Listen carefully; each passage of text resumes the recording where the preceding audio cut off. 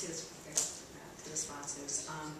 It seems that the legislation creates a web of criminal and civil penalties for doctors that perform abortions, except if the patient is suffering any like life-threatening or medical emergencies. Have you discussed these impacts with any physicians groups, such as like the American College of Obstetricians and Gynecology or the Ohio Medical Association?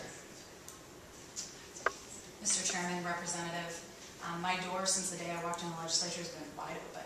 And I've carried this bill now 2 times, and those folks have not reached out to me, and I would need you to understand that is because they have largely divided opinions within their own groups or associations. There are gynecologists who stand on both sides of this debate, and I'm sure you will hear from both sides of this debate, but an association is likely not going to make an overarching pro or con legislation knowing that their membership is divided.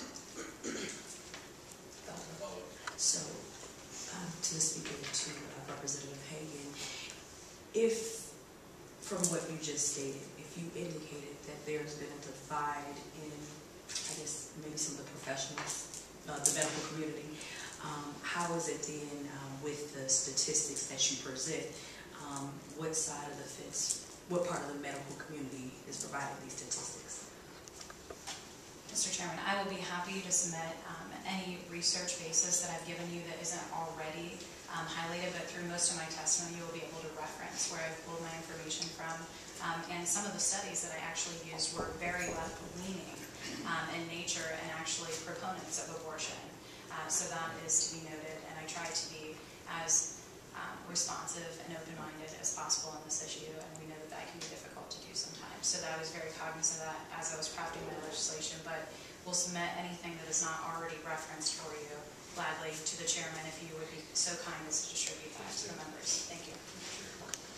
Look, we've seen in the past, and I've been in and out of legislature for 20 years, and we've dealt with these bills. I was here back in 1995 when we debated the partial birth abortion bill. Both sides have experts. Both sides of this issue are going to bring in their experts, and they're going to argue on their side.